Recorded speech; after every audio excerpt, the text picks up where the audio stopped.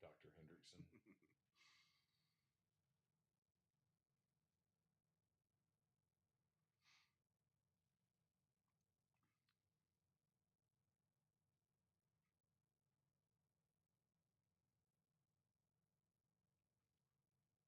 My favorite part, though, of the debate was when they asked him a question and he said, it's like the only Trump that could give this answer is that he was just like, they're eating the dogs. See, I just thought that was such a failed. I just thought it was a disaster. I'm going to tell you what I thought he should have said right there. It was funny, but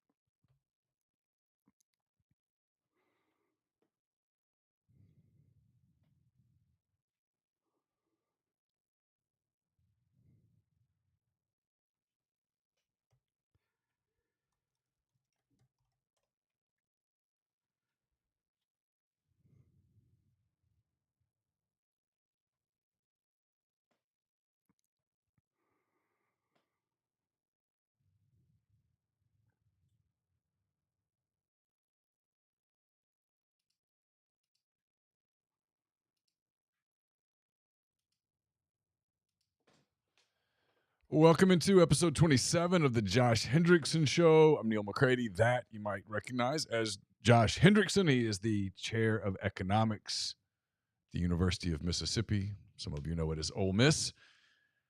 Josh, welcome into the show. Welcome into the world of live streaming. We had requests for this to be live streamed, so here we are. Excited to be here. We're in the Clark Ford studio, by the way. Clark Ford in Amory, Mississippi, 662-257-1900. Call that number. Ask for Corey Clark. Tell Corey what Ford product you're looking for. He will send you a quote within 15 minutes in business hours. He'll be on top of it. Trust me, I've done this many times. I've been talking to Corey today, as a matter of fact, so about vehicles and things of that nature. So you can do the same thing. He'll be your car guy. He'll be your truck guy. He wants to build a relationship with you. They'll prove that to you when you make the call. 662-257-1900. I should have brought the Alf up. Yeah, aliens eating cats. Yeah. What did you say Trump said last night? They're eating the dogs. All right, let's launch into the debate. Vice President Kamala Harris, former President Donald Trump debated last night in Philadelphia. On ABC News, it was David Muir, who's very serious at all times, and then the female anchor that I can't think of her name right now, but it was David Muir, who, even in his Twitter profile picture, both the one on the camera and the one where he's standing in the field, you know that he's bringing the news to you. David Muir. He is the ultimate guy who he looks the part, he sounds the part, but he's just a complete empty vessel. Like there's nothing there. Like he is like if you were casting for somebody to be a newsman. Like he would probably win, but he's just but like in terms of actually doing the job, I mean, I guess most of the time he's just reading a teleprompter, so maybe that is his skill, but he's just he's not good at these kinds of things, especially. He thinks he's much smarter than he is. All right, so let's go into the debate. I told you last night that I thought it was terrible for Trump. I did. I honestly have tried today to sort of change my opinion. I'm not sure that I've changed my opinion much at all. I've seen some things that, hey, it feels like somebody took 10 undecided voters and said, okay, what do you think now? And 6 of them were like, I think it was 3 of them said, I'm voting for Trump. 6 of them were like, I don't know.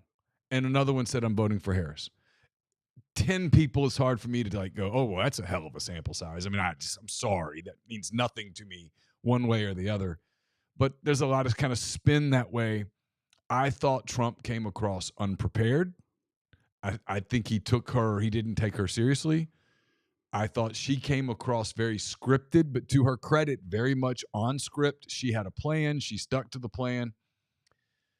And yeah, the moderators were biased. You had to know they were going to be biased. It was a road game. You know what I mean? I mean, you were going on the road. It was going to be crowd noise. The referees weren't going to give you the holding call. You weren't getting calls in this game. It kind of felt like an excuse to me over the course of last night. You told me, hey, I really disagree with you. You and I are going to disagree on this. So I guess we're about to do the stupid thing where I debate you, and I have no chance beating you in a debate. I'm not smart enough to do it, but tell me why I'm wrong. I think that, I don't know, maybe I watch debates differently than other people, but I think that a lot of people are kind of just watching the debate live and they're just kind of like point scoring. So there's a question, you think you know how this person's going to answer the question, and then kind of if they answer it better than you expect, that's like a point. If they answer it worse than you expect, that's like minus a point. And you just are kind of like implicitly keeping this tally in your head the whole night. And I don't watch it like that at all. I try to watch it for the big picture overall narrative of what is going on. And if you watch for the overall narrative, like people have talked about, oh, they were fact checking Trump, but they weren't fact checking her. No. The problem was way worse than that. Like the media bias wasn't like the fact checking. The media bias were the questions. Like every question was like, Donald Trump, here's something terrible that you said. And would you like to explain why you would say something that terrible? And then he would go on his, Trumpian, response. And then they would go, Vice President Harris, wasn't that terrible what he said? and that's sort of how it went. Yeah, like former President Trump, a lot of people think you're really a piece of shit. Please tell us why you're not a piece of shit. Vice President Harris, he's kind of a piece of shit, isn't he? I mean, it was kind of that way, but here's my complaint with Trump, is that you knew going in, hey, this has a chance. I mean, of all of the TV networks, CNN included, ABC's the worst because the president of ABC News is her best friend. Right. I mean, they are tight. She introduced him to Dougie after Dougie had gotten through knocking up the nanny, and the nanny had the abortion, and then the wife left Dougie, and Dougie's out on the open market. She goes, hey, let me introduce Kamala to this great guy, Dougie. And now he's the second gentleman, hoping to become the first gentleman. And I mean, you knew there was going to be some bias there. So I don't think it's just the bias. I don't think it's just the bias. After the debate, I actually know what Trump stands for, right? So Trump kept hitting these points. The borders are open. They're doing nothing about it. The country's going out in the wrong direction. It's their fault. Inflation has been too high. That's because they sent checks to everybody.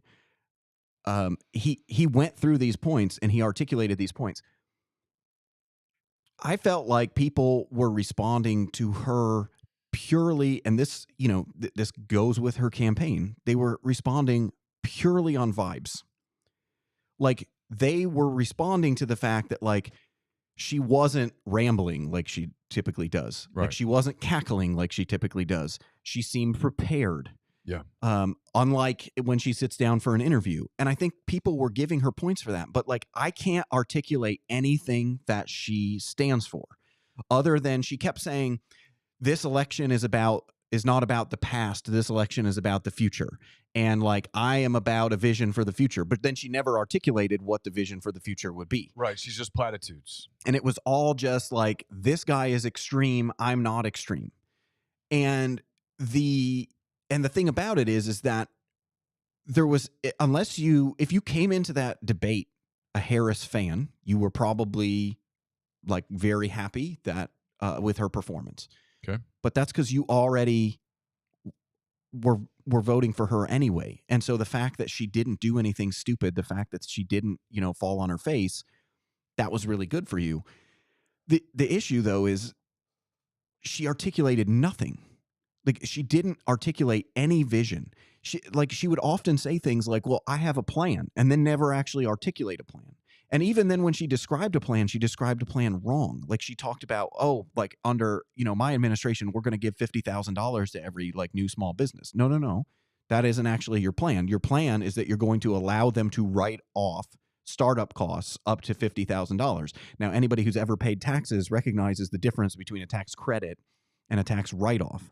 The write-off is, subtracted from the profit or from your income. And so you're actually only saving, the fraction of that money that's your tax rate. And you're not getting money. You're just paying less money to the government, right? So it's not like if you have $50,000 in travel expenses written off, it's not a $50,000 deduction from your taxes. Correct. And so, believe me, I know. And I've seen that one a few times. And so she didn't articulate anything. Like, it's unclear what she's actually for, other than she wants to be president and she thinks this guy is terrible and extreme, and that's basically it. And she tries to project this like, oh, we talked about this the last time, is that she seemed to be running this weird campaign where she's kind of like hiding like Joe Biden, but then also she's kind of trying to run the sort of like hope and change thing that Obama went with. But then also she's running on this thing where it's like, I wasn't in charge and it's good that I was.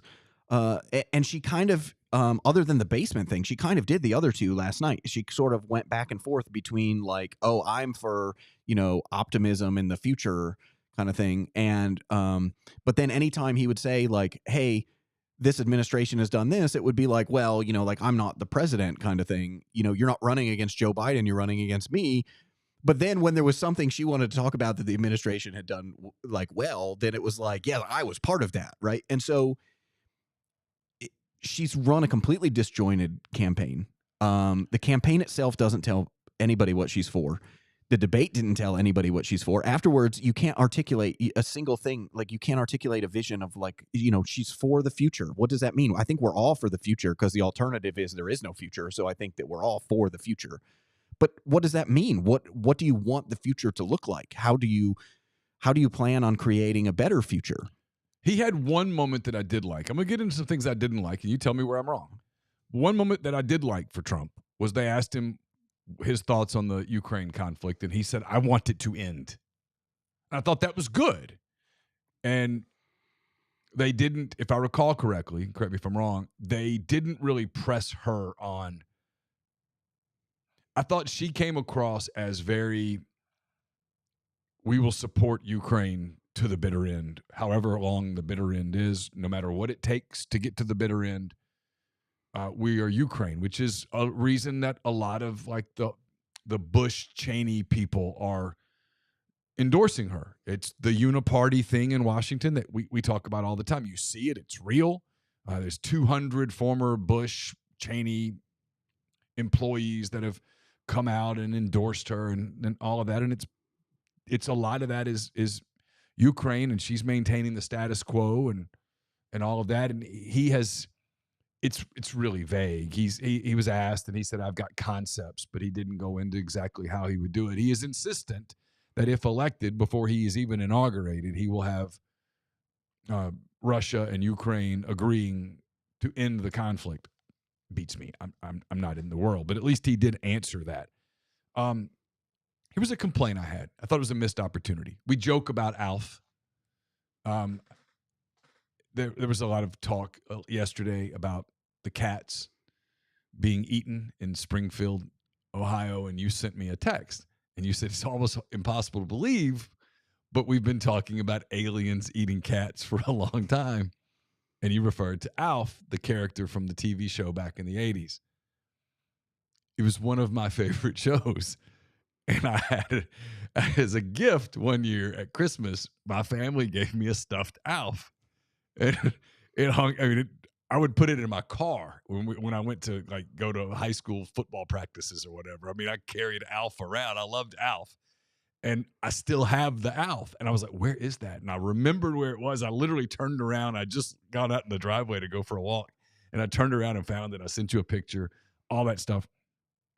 It's funny. Here's what's not funny. The reason that the border is such an emotional issue for people is because of things that have happened to Laken Riley, to the little girl in Houston who was raped before she was killed, to the mother that was brutally raped and assaulted and left in a sewer drain pipe. Illegal aliens who should have been caught, should have never been allowed into the country, in many cases were caught, were released basically because of these weak prosecutorial district attorneys in different places. They're freed, and then before you know it, they're ruining lives. Laken Riley is a girl that we all who live here in Oxford, Mississippi, can relate to, right? We see lots of Laken Rileys walking around Oxford and the Ole Miss campus all the time. When I'm in Arkansas and Fayetteville to visit my girls, I see lots of Laken Rileys. And they go to, here they go out to the park, Lamar Park, and they go walk, and there's the little pond around there. And in Fayetteville, they go, there's a big walking trail around Lake Fayetteville. College girls are college girls are college girls. And what happened to her, a young nursing student, 22, 23 years old, I thought he was given an opportunity to say, hey, instead of saying they're eating the dogs, they're killing the kids. That resonates in a different way, especially when you know, and you had to know David Muir was going to say, we called the city manager, and the city manager said there are no dogs being consumed. President Trump wouldn't have been able to do that about Laken Riley. We saw the funeral. You know what I mean? And instead, he took the bait on the rallies. And the moment she said it, I went, oh, that's genius. She said, I invite people to go to your rallies because people leave those rallies early. They're bored. They're exhausted. I was like, oh, God, that is such beautiful bait. He is going to bite that. And sure enough, instead of staying on topic, he got distracted. He bit the bait. Oh, no, we have the biggest rallies, the best rallies in history. Our rallies, nobody leaves our rallies. And I thought, you're doing it. And maybe I'm overreacting, Josh, but I thought you blew an opportunity right there, because here's the thing. There's two issues that have a tremendous variance between the two candidates in polling data. When it pertains to abortion, she leads him by like 15 points. When it pertains to the border, he leads her by 15 points. When it comes to whatever this vague thing about democracy is, they basically poll the same. When it comes to the economy, he beats her, but not by so many points that it really, really matters. She needed to hammer abortion. He needed to hammer the border. And when given an opportunity to hammer the border, he took the bait and talked about his damn rallies.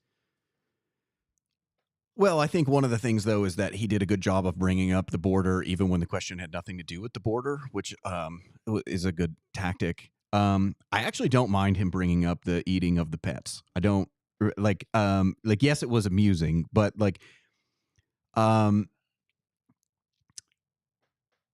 it's a tough thing, because if you go to the, hey, like, people are being murdered thing, one of the counterattacks that somebody's going to get is like, you're exploiting the deaths of these people, like, to make your political point. And in that environment, that's not going to get challenged. They're not going to say, well, Vice President Harris that was, like a illegal immigrant that murdered that girl. No, they're not gonna do that. But so I guess one of the things is that Trump has kind of done this thing where he just sort of memes things into existence, right? So there's like a thing that's going on, and if you're on Twitter or if you read certain websites or something like that, you know that it's going on. Right. But it's not being covered by the mainstream media.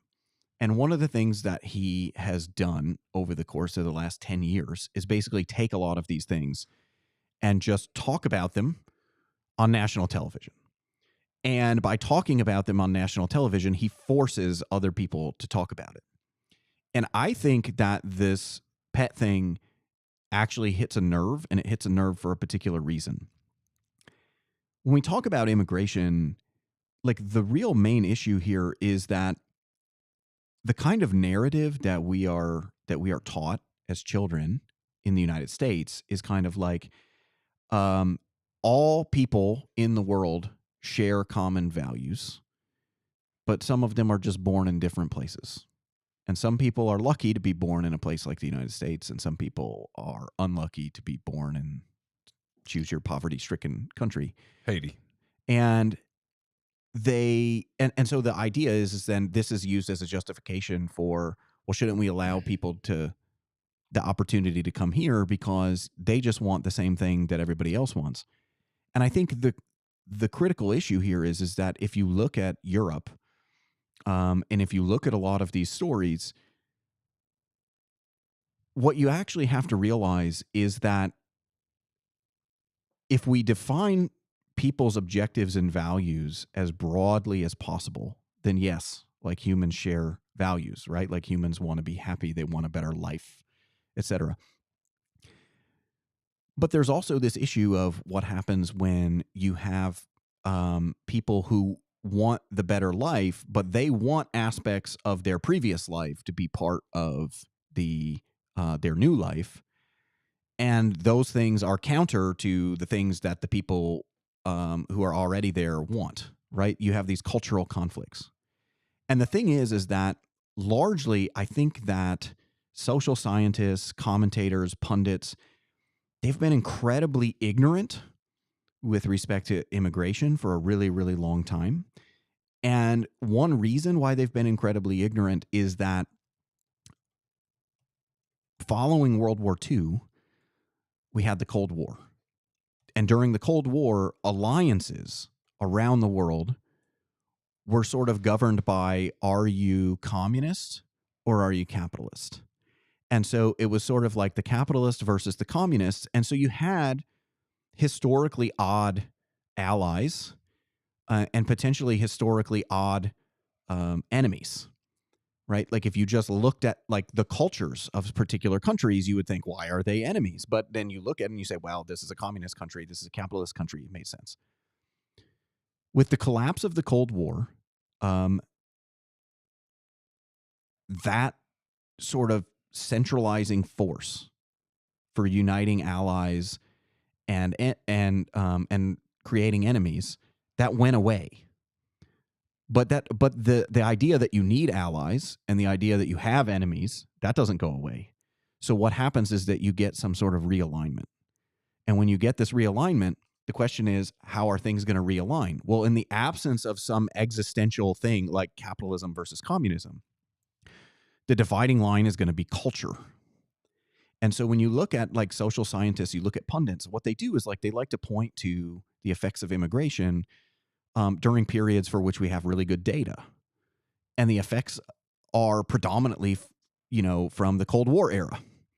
And in the Cold War era, the people who are coming to capitalist countries, in a lot of cases, are people who are fleeing communist countries. And they're willing to change their life to escape communism. They're willing to sacrifice parts of their culture that are not part of the culture where they're showing up. They show up in England, they show up in the United States, wherever they show up. They're willing to give up some part of that to be part of this other society. Once that force goes away, people are no longer motivated by that. And in the West, what we think of is when we think of modernization, we think about economic growth. We think about going from, a poor society to a rich society. we think of modernization as being synonymous with Westernization. So Western values, Western ideas, Western literature, Western philosophy, Christianity, all of these things we see as synonymous with modernization. Like, because when you look around, the rich countries, they all have that in common. And then but then what we do in the West is we project our values onto other people. And we say, okay, those people want to be rich. Like they're in a poor country. They want to be rich. They want to modernize. Well, modernization is Westernization, right? But that's the thing, is that there are a lot of people who want modernization around the world without Westernization. They don't want Christianity. They don't want, they don't want American culture. They don't want British culture. They don't want Scandinavian culture. What they want their culture, but then they want the economic success. Right. And so the issue here is that we've seen cultural divides. If you look at a lot of the conflicts that we've observed around the world since the end of the Cold War, a lot of them have been ethnic conflicts. A lot of them have been cultural conflicts. Like if you look at how people form their allies, who they align themselves with, they tend to be people who share the same cultural values that they do. The people that they oppose tend to be people who don't share those values, right? You see a lot of you'll see a lot of, Christian countries unite behind other Christian countries. You see a lot of predominantly Muslim countries unite around, behind other Muslim countries. 100%. You didn't see that during the Cold War. During the Cold War, these were based on other factors. Now you have all of these cultural factors that are determining these things. And what we are witnessing in the United States and what we are witnessing in Western Europe is that people were tied to this ideology that, hey, anybody who wants to come here, we should welcome them because they just want what we have and they want to be like us. But the thing is that, they do want what you have. But there's a lot of evidence that they don't want to be like you. Yeah, they want to bring their culture, their society to your country, and also reap the rewards that your country has built. Correct. And so when you start saying, hey, they're eating people's pets, the point of saying that is not really to make it about the pets. It's about highlighting the cultural differences. Because immediately, although, will you be surprised if the next step in this is, well, they are eating the pets, but here's why it's not that big of a thing, because these people are only doing this because they're hungry, and they wouldn't be hungry if we'd feed them. Oh, this is where it's going. Right now, we're at the stage of nobody's eating the pets. Yes, right. About Except a week from the geese are being eaten. About a week from now, you're gonna hear. I mean, I go on my run in the mornings here. And in this neighborhood, there's a pond. There's a big pond over there. And there are, look, I'm not a geese duck person. I don't really know which ones. I mean, there are some ducks and there are some geese. Most of them are ducks. And I see them occasionally on my runs, sometimes literally in people's yards, 6:30, 6:45 in the morning. And I told a duck just yesterday, I say, hey, you're a lucky duck to be here because, hey, buddy, if you don't fly north, trust me, because there's no chance I'm not eating you. I'm not taking you and ripping your head off. But now you go to certain places in Ohio, all bets are off, champ. Well, it's going to be they're not eating the pets. Then about a week or two from now, it's going to be, look, some pets have been eaten, but this has been overblown, right?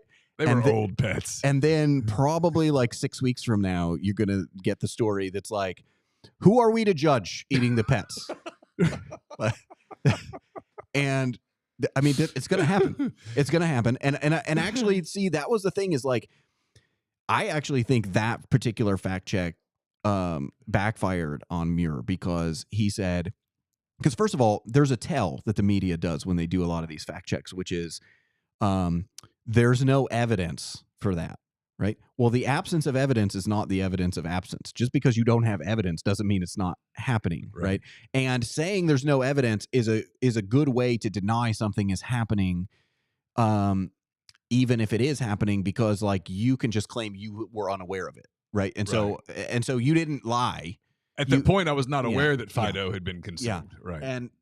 And so, but the thing was, is Muir said to him, like, well, we talked to the city manager and he said there's no evidence of that. And like Trump's response was like, well, of course he's going to say that. Yeah. He's the city manager. And then he said, well, there's no evidence. And then Trump said, we'll see. And I thought like that was actually like a good response, because if you've been paying attention to how things play out, pretty much everything that they deny is happening turns out later on to have been happening. And so like, so that was also kind of a cue for people who maybe aren't paying as much attention, who, might not spend a lot of time online. They're going to start to notice those stories now. Our friend Austin Blancett, a super chat. Thank you, Austin. He says, can I get Josh's opinion on this? The traditional media have been saying that Kamala won the debate. The polls on social media are very much in Trump's favor. Does that bode well for Trump long term?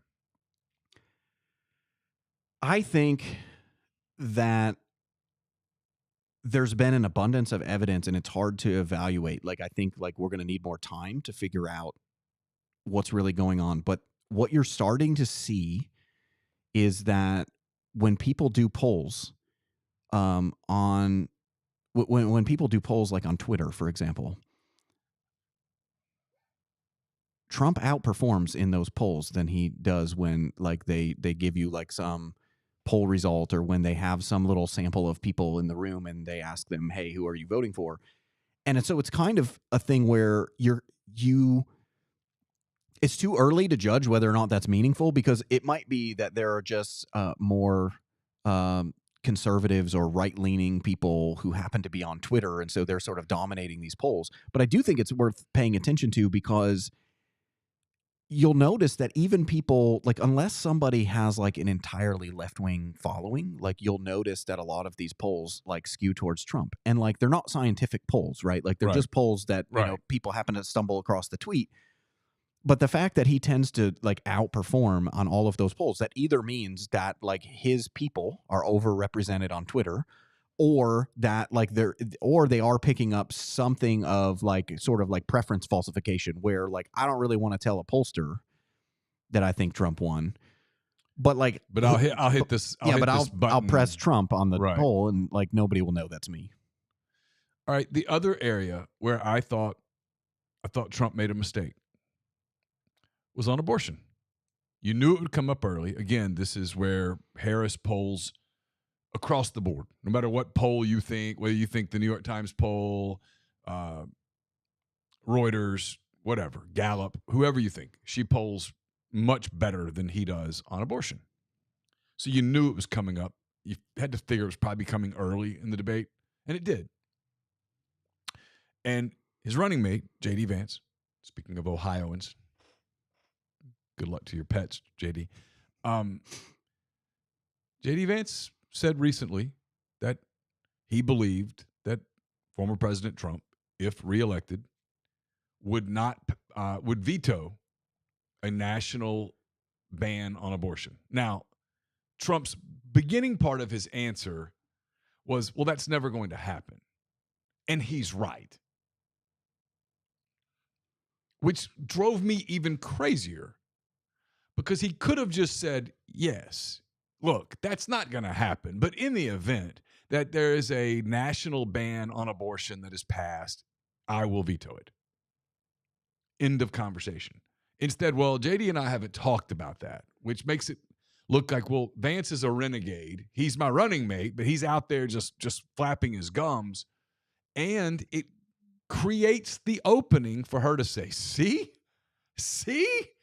if you elect him, he is going to make it, ladies, where you are going to bleed out in a parking lot. And she did it. She went right there. And look, I said this on Twitter last night, mostly was validated with responses. I'm 54 years old. I realize I'm a man. I get it. I do have females in my life. I actually married to one. I have 2 girls. All of them have female friends. I have a mom. I've had aunts, female cousins. I do know females. This has just never been a topic of like everyday conversation. I never hear anybody going, you know what's really important to me is abortion. Really is. Abortion as birth control is super important to me. I've never really heard that, but it obviously is to a lot of people. It polls there. It's a big thing. It was a big issue in 2022. He should have known this was coming. He had to know it was coming. I didn't think his answer came across as prepared or, and tell me if I'm wrong, again, I'm going to shut up and let you go. Is this, look, I'm so worried about pissing off the far right. A handful of those people have been like, look, and you talked about this, I'm so mad about this that I will not vote for him. But those people are going to vote for him because they're not voting for her. Well, here again, though, this is kind of, I viewed this as evidence that this was way worse than any of the sort of fact checks, even though I guess there was actually a fact check when it came to abortion too, which was, well, the other thing about the fact checks, by the way, is it's not just that they're fact checking him, that like every fact check that they had was actually wrong. Like every time that they fact checked him, it was either wrong or hearsay. I mean, one time, well, I can't say every time it was wrong, because one time they fact checked him on whether he was being sarcastic. So Yes. that was also an odd Well, moment. I'm going to get to that in a minute But too, because I had problems with that answer. But I think that the abortion thing was actually very indicative of the sort of media bias. Like the media, I can't tell to what extent the media wants him to be a bad guy on this issue versus the media thinks he's a genuinely bad guy on this issue, because they ask him questions all the time that are like, hey, would you support would you support this? Like they'll ask him, like, would you, support exceptions for like rape and incest or something? And he says yes. And then they act like they're shocked. Yeah. And it's like, okay, first of all, like, yes, Donald Trump is the president who, nominated the justices who overturned Roe v. Wade. But like Donald Trump has never been sort of like the extremist on abortion. Not even a little bit. No, I mean, like Right. Donald Trump is way closer to being pro-choice than he is pro-life. I It's mean, just that Ron DeSantis is far more extreme. It's fun. The whole Republican thing is wild to me. But DeSantis, he signed the 6-week thing, which most Americans were like, that's extreme. That's absurd. Trump's always been like, you know what? Just punt it to the states. That's basically been his thing. But I think like my problem with that line of questioning is that they asked him about it, and he basically gave an answer that was. Oh, I'm going to interrupt you for yeah. a minute. Eugene Cornwell says it's not just the issues of abortion; it's everything associated with reproductive rights. No politician anywhere has said, you know what we got to do? We got to get the prophylactics out of the Kroger. It cannot be at Walgreens. This cannot have. No one's done that. Stop. Well, stop. And everybody. Trump's for IVF. I mean, all of that stuff. I mean, we gotta stop with there's hyperbole. There's fear mongering on this issue. Like when they say, like one of the things that drives me crazy is they'll say, like her example was there's a woman having a miscarriage and she'll be denied treatment because like the doctor will be afraid to go to jail. Right. And it's like, no, like actually like an abortion and a miscarriage are two very, very different things. Yes. And doctors know the difference between those things. Yes. And so like that's like, I'm sorry, but that's not going to happen. And if you talk to anybody who works in the medical profession, they roll their eyes at this statement. But I think my issue is his answer was he just gave the federalism answer. This is not a constitutional issue. It's not a federal government issue. This is up to the states. Right. I got it kicked back to the states. That's what people wanted. Now, I think he overstates this because that's what Republicans really wanted, right? Like the Democrats didn't really want that. But he said, that's what people wanted. I kicked it back to the states. It's about the state, it's about the, it's about the states making these choices. And so the states can decide. The states can make their own rules. The states can make their own choices. And look, you can disagree with that answer. You can not like that answer, but like that's his answer. Yeah. And then they kept like they were not satisfied with that because it wasn't giving them what they wanted. So they would push it a little bit further. And then he would say like, look, I think that, there are certain cases where it's acceptable and I would allow for exceptions of like rape and incest and all of these kinds of things. And then And then they wouldn't let it go. And literally 15 seconds after he said, I'm in favor of exceptions for rape and incest, Harris was like, he wouldn't even allow somebody to have an abortion if they were raped. Right. And it was like, no, like 15 seconds ago. Like, it's one thing to like mischaracterize somebody's view, right? This was the moment that I really got upset at Muir, and I got upset at Trump for not just overstepping and pushing her. She was asked her thoughts on third trimester abortion. And look, no matter what you think about the issue, you should have to watch that video. She never answered that question. She would not say, "Oh no, absolutely not. That's ridiculous. That can't happen." Well, and Muir didn't push, and Trump should have. He should have, instead of talking about, no, my rallies are the biggest rallies. They're the best rallies. He should have said, "Hey, earlier you left this open ended, and the American people deserve an answer here. Third trimester abortion. Are you for it or against it?" Yeah, and I think this is actually the thing that was important is that, like, this is I mean, unless you are, we talked on the last podcast about sort of like the far right and what they want Trump to do on abortion. Well, if you look at polling data, third trimester abortions are incredibly unpopular. Like, Yes. it is incredibly unpopular. Yeah, I mean, it's like, in the 90-something percent. And and so like that should actually be an easy thing to answer, really. And the fact that she should be revelatory, but he never pressed on it, Yeah. Josh. Well, but the thing is that I think there's a broader lesson that we have to draw. We can come back to this later, but Okay. like, I think there's a broader lesson that we have to draw about the debate and about politics in general in this country. And I think that last night actually should have been kind of like the canary in the coal mine for a lot of people who have their head in the sand, right? Like, there are a lot of people who I don't think recognize what's happening and who don't recognize the way that the deck is stacked in a particular way. And I think that we're going to have a broader conversation about that. And I think that, there are important lessons that we'll do, but we can get to that later. Okay. Because I know we got more. He was asked about J6. The media is obsessed with J6. The left is obsessed with J6. Most people that are Trump supporters at this point are like, hey, it's been 3.5 years. I really just don't, whatever. He was asked about the 2020 election.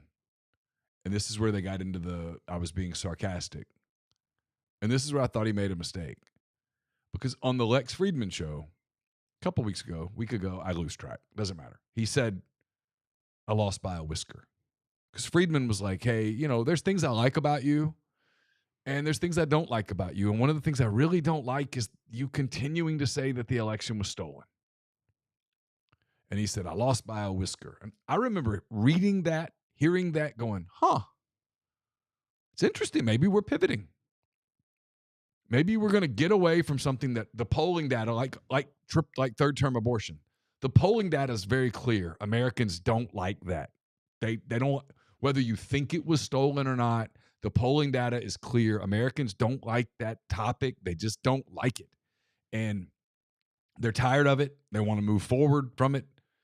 And he circled back. He did it again. And I was like, what are you doing? Instead of just saying, I don't know why we're talking about 2020 right now or 2021. We should be talking about things now. We should be talking about the fact that we are on the precipice of World War III. We have a border issue. We're letting people, he should have just gone right back to her record, to Biden's record. He should have tied her to Biden. Instead, he let the thing become a referendum on the end of his presidency. Well, I think that part of the issue though here is this is his personality. And his personality is that whenever he gets the sense that you're being unfair, he's actually just going to double down on whatever it is that you're claiming that he said. And that's his personality. That's a personality flaw. It's never going away. He's going to do that for forever. I mean, I thought that his answer on January 6th was actually like a much better answer because his answer on January 6th was essentially like when they asked him about it, they said, do you regret not like tweeting sooner or not making a statement sooner about, like about these protests that were going on. And his response was, look, I gave a speech that morning. And in my speech, I said, it's important that we do this peacefully. He did. Yeah. And the issue is that this was like practically another fact check, because like one of the other things that like one of the other habits that the media has, especially with him, is that, like they like anticipate that he's not going to answer the question. And so like they don't even listen to the response, and then they just ask him again. And so he was like, do you regret not saying anything sooner? And he said, I don't know what you mean by that. Like, I said something that morning. I said it was important to protest peacefully. And so I don't know what you're saying. That, look, you can disagree. You can think that was, you can think that he didn't do enough. You can think that like this was a horrible thing. But the thing is like you asked him a very specific question about, did he say something soon enough? And then he told you the first time that he said something. And so you might not like the answer, but he answered your question. And then the follow-up question was, so do you regret it or not? And it was like, like he just denied that he didn't do it earlier. So like what, like, and now you're asking him to say that he regrets not doing it earlier when his point was he did it early. And it's like, and that was the other thing, is like, it wasn't even a fact check. Like, well, actually, like you didn't say that earlier or something like that. Like he didn't even say that. It was just like, well, don't you regret it?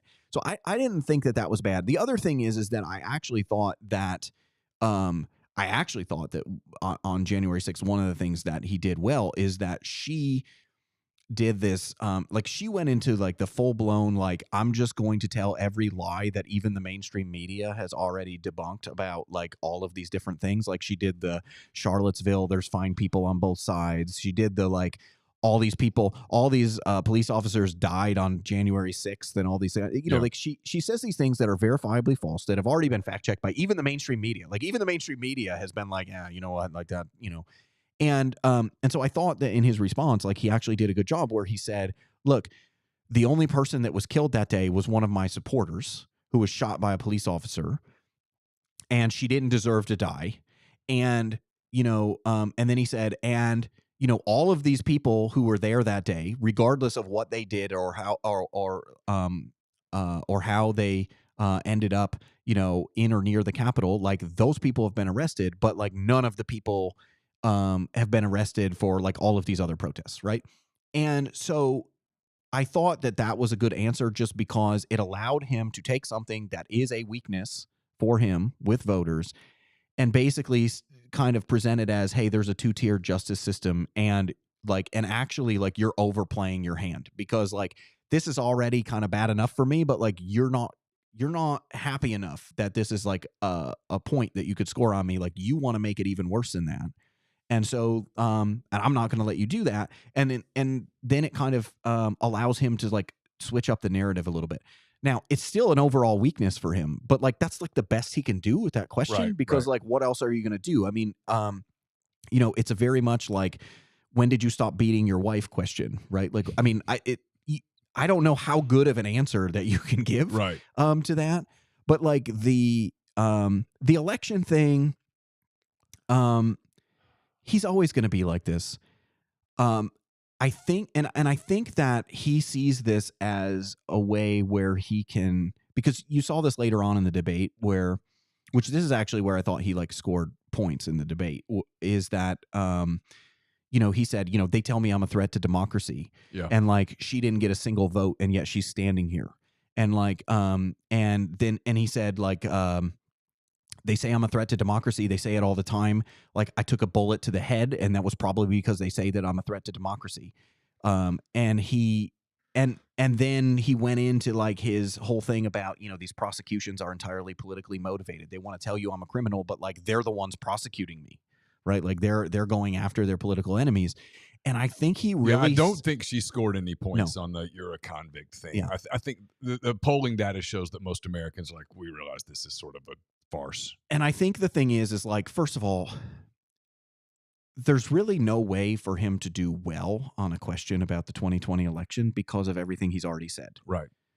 Because anything he says is a contradiction. Yeah. And so but I think like his biggest weakness is like the best thing to do is to just like try to change the subject as quickly as possible. Bingo. That's my point. Just go, you know what? I'm not here to talk But about 2020. I think he sees that as part of all of these other things. Like, I think that he wants to make that case where he's like, look, they're willing to do anything to stop me. And so, you know, that's just another thing that they're willing to do. And I think he kind of wants to make that case. I mean, the difficulty is that he doesn't ever really make that case, but it always kind of sort of seems related to the thing that he's talking about. And it is a weakness. But also at the same time, though, like, this indicates like how stupid this debate really was and sort of how like biased that they were. Like, if you don't know Donald Trump's position on the outcome of the 2020 election, like, we should probably take away your ability to vote. Like, Agreed. I mean, unless you've been in a coma. And that's why if I'm him, when that comes up, I'm like, I'm not talking about it anymore. I've addressed this. I mean, we've addressed this. It's been addressed ad infinitum. But I mean, you had things like, we have an unsustainable, you know, government debt. It never got brought up. It never got brought up because we're too busy talking about January 6th. That's my point. 2020. And I think he has to push back on that. If he does another debate, I think he has to say, hey, you know what? Let's talk about her tax proposals. Yeah. Let's pin her down on fracking. What changed? Because Pennsylvania, if Pennsylvanians don't believe her on fracking, she is going to lose Pennsylvania. At which point, this thing gets squirrely for her. Well, and the other thing, though, is like, look, we kind of mentioned this, but on his strongest part of the debate was on foreign policy. Partly because that's her weakest thing. Like, she seems completely out of her depth when they talk about anything related to foreign policy. Well, a lot of it is because she's completely but she made a huge mistake because he said, you know, like, one of the things that has been a difficulty with the Democrats is how they navigate the sort of Israeli-Palestinian conflict, right? And they've been very, very careful about how they address this. And he went like typical Trumpian, completely over the top, like making predictions that like even people who don't like Harris don't believe is true. Like, he said, you know, if she gets elected in 2 years, you know, Israel probably won't exist. That's a bold prediction. It's unlikely to come true. And I say that as somebody who thinks Harris would be awful on the issue. But that baited her, because when they turned it over to her to talk about Israel, she kind of went over the top with like, you know, I've always been a supporter of Israel, and like, let's be clear here. What happened is that like Hamas like started this with a terrorist attack and all this stuff. Like, those are precisely the talking points that sort of got the Democratic Party in trouble, and excluded people like Shapiro from being her running mate because he had been more supportive of Israel, and he's Jewish, and so the implication is that of course he would support Israel, right? And so but so I thought she did really terrible on that, because there's like a meta point about all of this stuff, and I think that one way that you can interpret debates is that Trump is just stream of consciousness, right? There's no like rhyme or reason, right? Like, he just is going to go in his, you know, he's just going. Like, he is entirely going on instinct. Her campaign is extremely calculated. Yeah. And I thought that actually the lesson from her answers is that if you look at a lot of her answers, I really, really thought that she gave away their internal polling. And I think in their internal polling, I think that they are much stronger in Michigan than they thought that they would be. And so she's not afraid to kind of have a more pro-Israel position. She's not, you know, she's not afraid to do that. I also thought that she kind of gave away that Pennsylvania must be really bad for them, because she was obsessed with fracking. Like, that drove her crazy. Yes. she is against fracking. She has Yes. said it publicly. Yes. And it drove her crazy. Like she acted like this, like she acted like this was the worst possible insult that he could give her. She cannot win. She will not Yeah. win Pennsylvania if she cannot convince Pennsylvanians that she is for fracking. And so she was so over even the though top. she has been vocally against fracking and has yet to explain why she shifted, other than I want to become president and I'll tell you whatever you want to hear. And that's not a criticism of her. There's a lot of politicians that are that way. But that is literally it. She's been asked, is there a scientific reason that you've shifted on this? And her answer is, well, I've listened to the people. I've been in the room with the people. Did something change as it pertains to fracking to make you change your stance from absolutely I will ban fracking to, oh, no, I'll never ban fracking. Never, you have my word. And those are famous last words for a politician. But I thought that was a tell, that it was like she was so over the top on fracking. And then also not only so over the top on fracking, when she talked about Ukraine, she mentioned like how many like Polish Americans are in Pennsylvania and how if they don't stop Russia and Ukraine, like, you know, Poland could be next. And and then brought up how many like Polish Americans are in Pennsylvania. And that just seemed like it just seemed like such desperation. Like, we're doing so bad, we have to like pick up these people. And I just thought that like that was kind of a tell, because her debate, you know, like Trump is stream of consciousness. You're not getting any bigger. Like, he's going to communicate his message. He's going to do it in a Trump way. He's going to meander about. He's going to go off on tangents. He's going to exaggerate things.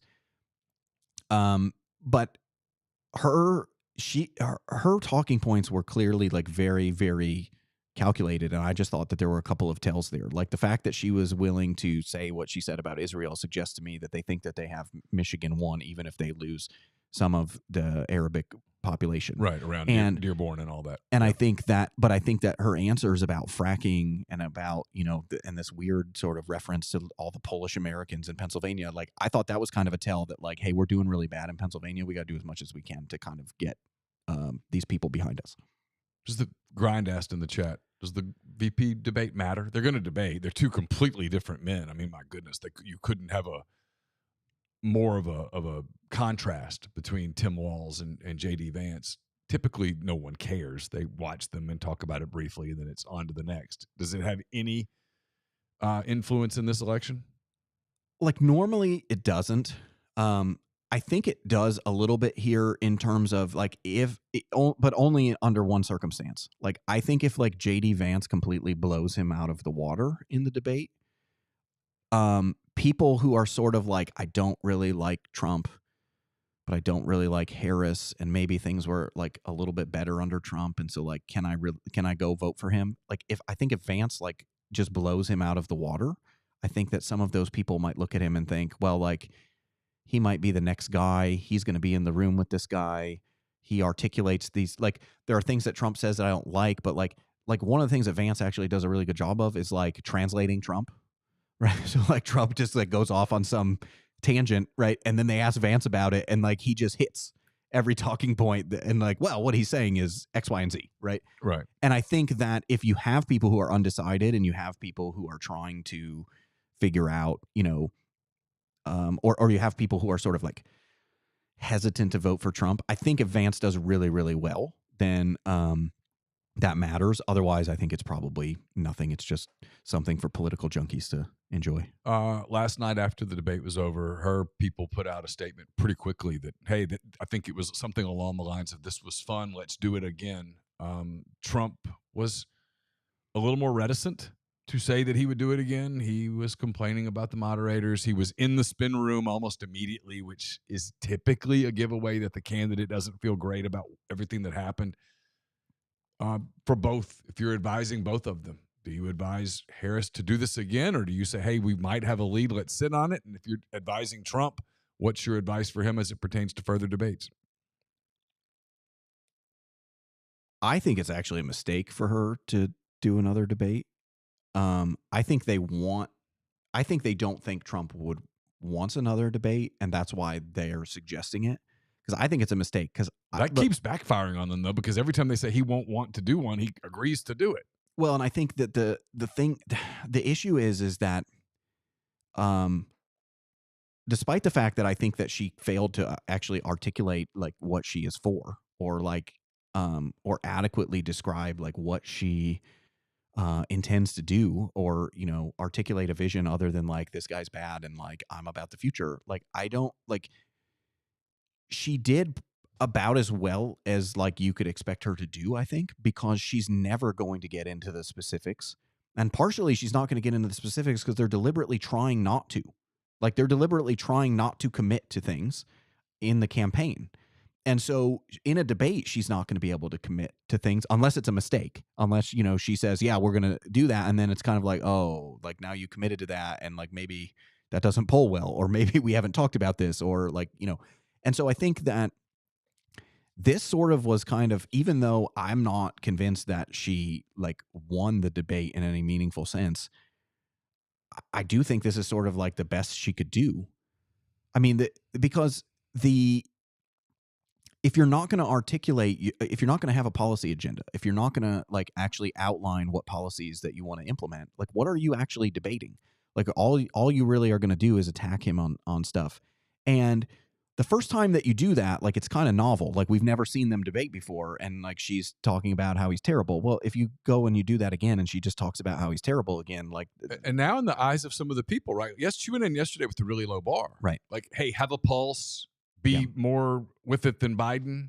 Like, actually look like, hey, I'm alive. Yeah. And she's good at that. I mean, she's a nice looking person. She speaks. She has a good voice, et cetera, et cetera. I mean, Biden looks like a walking corpse. So she was a definite improvement in that regard. But if she does another one, and this is what I would be telling her, is, okay, we got to be sure we're really on our game, because now you've created a higher bar. Yeah. One question. Okay, I want to ask you a question. Okay.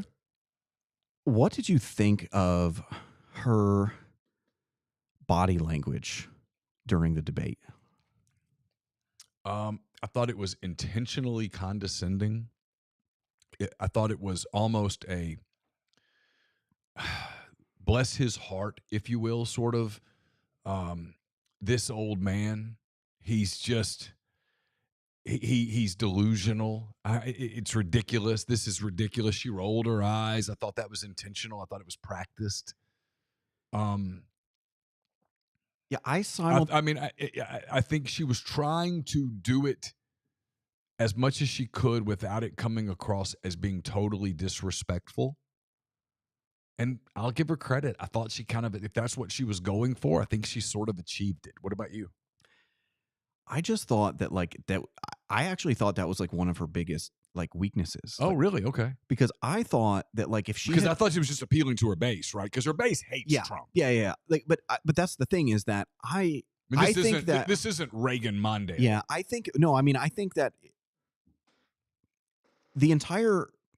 her entire strategy of the debate was to make herself sound like the moderate centrist person. Like, even though she never really articulated a policy, like, she just kept saying things like, I'm for people, and I, and like, I, and like, and that kind of thing. And, but like, her body language seemed like, first of all, it didn't seem authentic to me. Like, it felt like she was deliberately like doing, like, it felt like I was watching an actress play her in the debate at certain points. Like, there was a certain point where she looked at him and she turned and she did this thing where she put her, thumb on her chin. And it was kind of like, I don't think that you've ever done that in your entire life until this moment, right?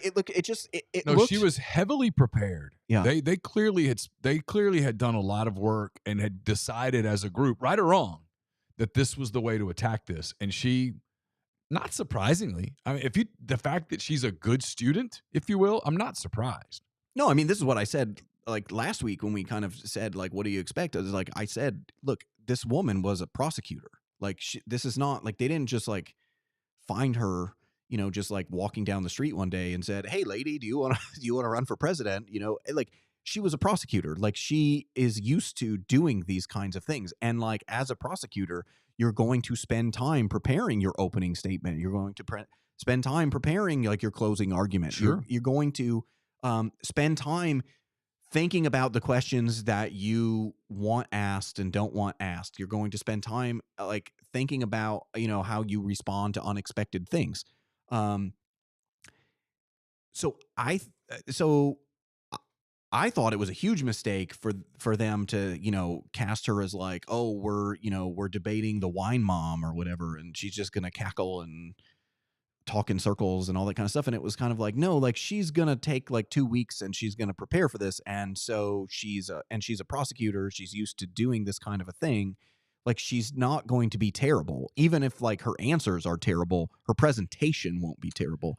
But I just thought it just came across as overacting. But the reason I brought it up is I that's the one thing I haven't seen anybody really address. And to me, I thought that was kind of like, I thought that if she had just stood there when he said things, because it's way more effective, I think, when Trump says something and you think it's crazy, I think it's way more effective to just stand there and just not acknowledge it. I think that like when you do the kind of like arrogant head tilt or like, the kind of like bless your heart smile, Mm-hmm. I don't find that very endearing. And look, I have no idea how this polls, but people always, but I mean, the thing is like, I do think this is something to be concerned about because you. Well, I mean, here's what's interesting to me about this, right? Is I would love to know, and I'd love to find these people. Can someone find me 10 undecided people? Because I'd love to get them in the room and let's talk to them. I mean, truly, I would love that. Because I think the people who are for her and who hate him were like, yeah, ha ha ha, he's such an asshole, right? And then people like my wife who love Trump are like, that bitch, right? So you've got those two extremes, and those two extremes have a lot of people. Yeah, 45% of the populace on both sides, minimum. 45% of the populace are like, yeah, you showed him. I'm so sick of him. I hate him. And 45% of the populace. That's why I thought she had to be careful with the rally thing. And I was a little surprised. That's what he pushed back is, a lot of those people are Americans that come to my rallies. Those are people that believe in America that come to my rallies. Are you putting those people down, Vice President Harris? Are you saying there aren't good Americans? Is that what you're saying? He didn't go there, but there's clearly he has this base of people that are loyal to him to an absolute end. Yeah. They love him. Yeah. I'm not one of those people. I'm going to vote for him because I'm not voting for her. But I would have preferred, and I've been public about this, I would have preferred other options. But I'd love to find those people and say, what did you think of her body language? Because it might sway them one way or the other. I don't know. But let me segue that into the general lesson that we need to draw from the debate, which gets into this preference for other options. I actually think one of the primary reasons that Donald Trump is the candidate for the third consecutive time is that Republicans in general seem sort of clueless as to like what's going on. And and I mean like the Republican Party, not like Republican voters. Yeah. I think that the Republican Party is completely detached from Republican voters. And there's a couple of reasons for this. One is that a lot of Republican politicians, it seems like their objective is just to ascend into the elite of society. And the elite of society is dominated by left-wing people. You look at the culture, you look at the popular politicians, you look at celebrities and their political affiliations. It's all coded left. But if your objective is to ascend into that elite, they will let you in if you're a Republican, but only to a certain extent. Like there's acceptable versions of being a Republican. Like you got to be like Mitt Romney kind of thing. Like you can't, and so John McCain. Yeah. And so like there's certain Republicans that are sort of allowed to be, part of the elite. And so the thing is though, is like, okay, if that's part of your goal,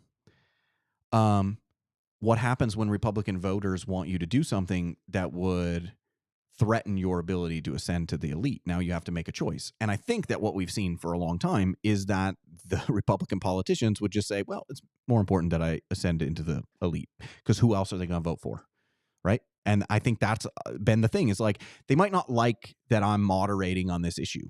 And those people might not even be happy with themselves. They might even think to themselves, like, I'm actually sacrificing some of my principles, for, this status in society. Yeah.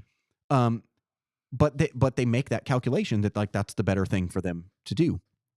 So number one, people always ask me, what do we do?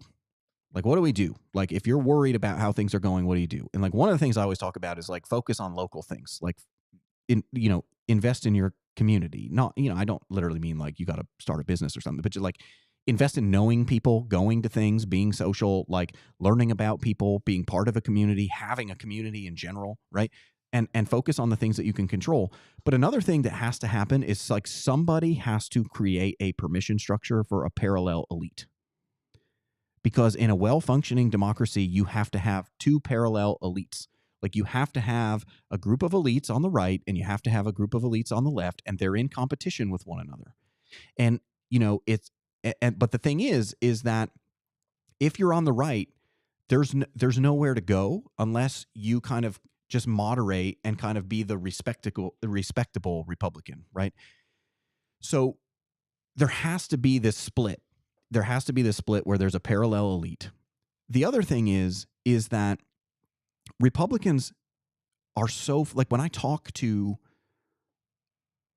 Republicans always say things like, they always talk about electability, and they always talk about who has the best chance to win the election and that kind of thing. And look, that's important. You can't do anything if you lose elections. The problem is that elections are a means to an end. Yeah. Elections are not the end in itself. Right. But Republican politicians often treat the election as the end in and of itself. Like, see, I won. Yeah. I won. Yeah. But the thing is like, actual victory is not the attainment of power. It's the exercise of power. Mm-hmm. You get what you want by exercising the power that you have. Now, that requires that you attain power. But at the same time, like, then once you attain that power, you have to exercise that power to bring about the things that you were voted in to do. And I think that the issue is that if you look at the Democrats, they do that. They said, oh, we're going to pass the Green New Deal. And all the people on the left were like, yeah, let's Green New Deal. And Republicans were like, whoa, Green New Deal, that's crazy. And then they couldn't get it passed. And then they were like, we're going to rename it the Inflation Reduction Act. And we're going to do that. Yeah. And they pushed it through. Yeah. They pushed it through. And if people understood like what was really going on, I think it would have been substantially less popular. I mean, I'm not convinced that it was popular at all. It didn't reduce inflation, for example. But the but the point though is that the left is committed to doing these things. Like, when they run for office and say, we're going to do this, when they get into office, they do it. And Republicans all the time say, hey, I'm going to get into office and I'm going to do this. And then they get into office and they don't do it. And then, and so there has to be a recognition that you get into office and you exercise that power. And the thing about Trump is that, regardless of whether you believe this, there is a significant chunk of the Republican voters who are like, this guy will exercise power. When he gets in, he will do the things that he says that he's going to do. And that might be why the Democrats fear him the way that they do, in a way that they probably wouldn't have feared Jeb Bush, for example. But this is also why we're never going to get, you're not going to get alternatives. And of the alternatives that you can choose, like, because I've had people say, like, look, like, Nikki Haley's not great, but if Nikki Haley was running, like, she would be winning very easily. And my point is like, who cares? Right. Like, if you're a Republican, yeah, you win, but like, what do you get? What do you get from winning? Like, like the winning, like the winning of the election is the means to power. Once you have the power, you have to exercise the power. Just winning the election, like, that doesn't do anything if you don't get the things that you want. And so I think that the problem is that Trump essentially took over the Republican Party because of this, because they looked around and they were like, none of these people are going to do what they say that they're going to do. Right. They're never going to follow through on this stuff. Once they get into power, they're just going to, Marco Rubio is not going to swing a big sword. Yeah.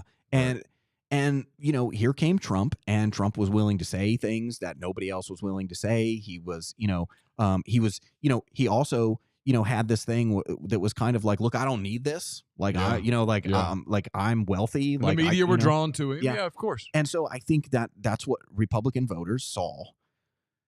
Okay, this is a guy who might actually exercise power. This is a guy who might actually do the things that we want. But even more importantly, this is a guy who might actually stop the things that we don't want happening from happening. Right. And so the thing is like Republicans might win elections and Republicans might have success, and Donald Trump might lose. And like 4 years from now, there might be a Republican who runs and wins.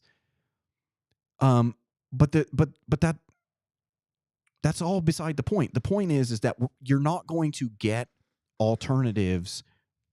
You're not going to get those alternatives when somebody like Trump is on the ballot because people look at the alternatives, and even somebody like DeSantis, which first of all, like DeSantis ran a horrible campaign. He did. It was terrible. But like even somebody like DeSantis, I think DeSantis is somebody who would exercise power. I mean, he's demonstrated that he's willing to do it in Florida. It's why I liked him. I liked how he handled COVID in 2020. But I think the problem is like the fact that he ran a bad campaign. Then people who thought that he would exercise power, they have to ask themselves, well, can he even attain power? Right. If this is the kind of campaign he's going to run, and so the question would have been, and we'll do this another day. The question would have been, would he have, in a world where we do an autopsy after a Trump loss, would DeSantis have had a chance if Trump not been in the race? Because Trump consumed all of the oxygen in the room and prevented anyone from getting any kind of a lane to get going to the finish line, right? I mean, he just occupied the entire track. Well, and the other reason you have to create a parallel elite is that I don't care who the Republican candidate is. Like, do I think that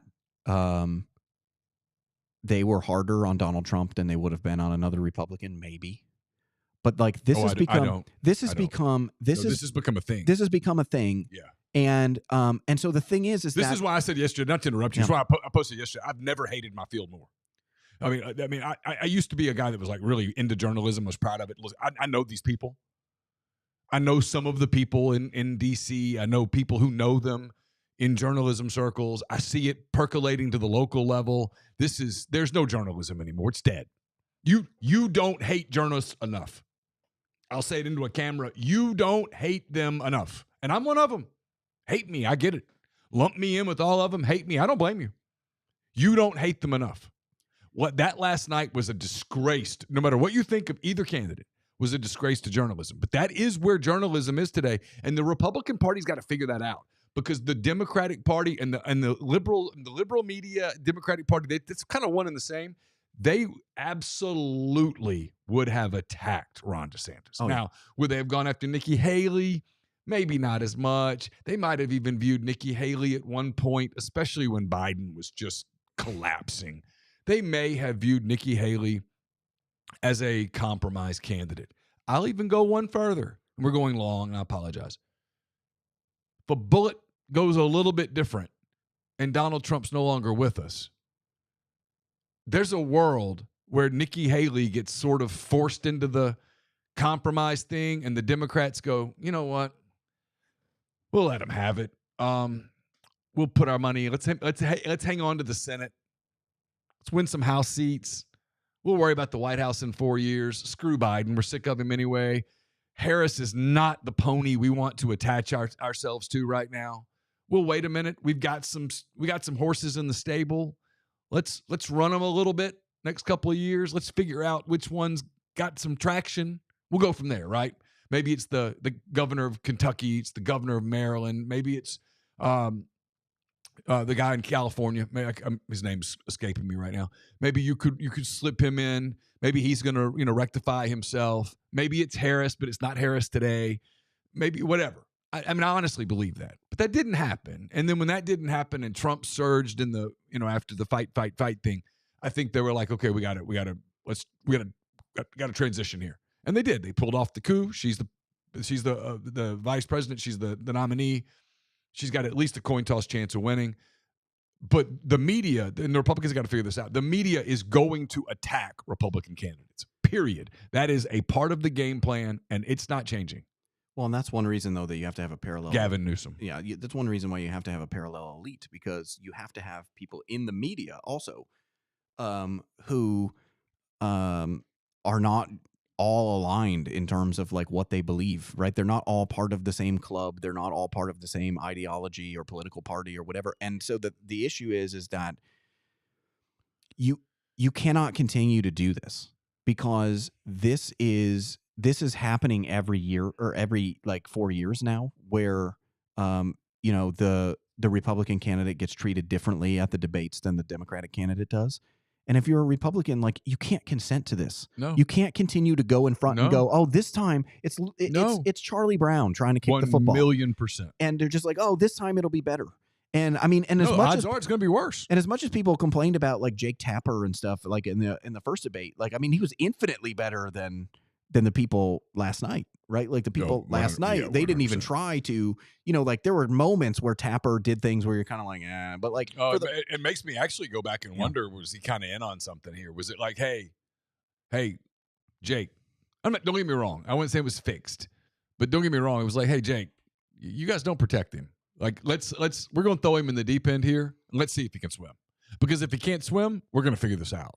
I mean, because they might not even have had to tell him that, right? Because like if you are already sort of if you're already sort of part of that side, you might want to challenge him, thinking, hey, there's still enough time that they could make a change. So like maybe if I challenge him and he does poorly, like maybe they can pivot, right? It's like so. But I mean, yeah, there's got to be a parallel elite. There's got to be a recognition that what people want is for you to exercise power on their behalf. And if you're not going to exercise power, then it doesn't matter if you win elections, and B, you're probably not going to win very many.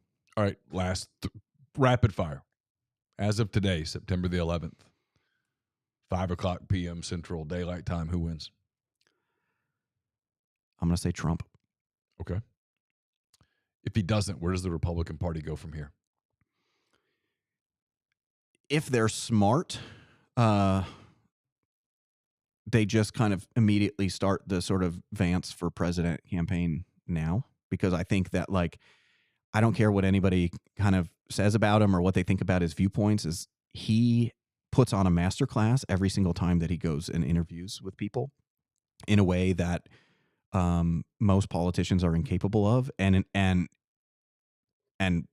most Republican politicians are certainly incapable of. And so if you want to win and you think that you need to kind of keep this sort of like Trumpian kind of tilt to the party, which I think that you do. I think that we're observing like a realignment here in terms of political parties. I think that you just immediately pivot to Vance and he becomes sort of the standard bearer for the party until he gets to run. Last one, Grind ask, will the importance of the woman vote, female vote, be the equivalent to the Latino vote in 2016?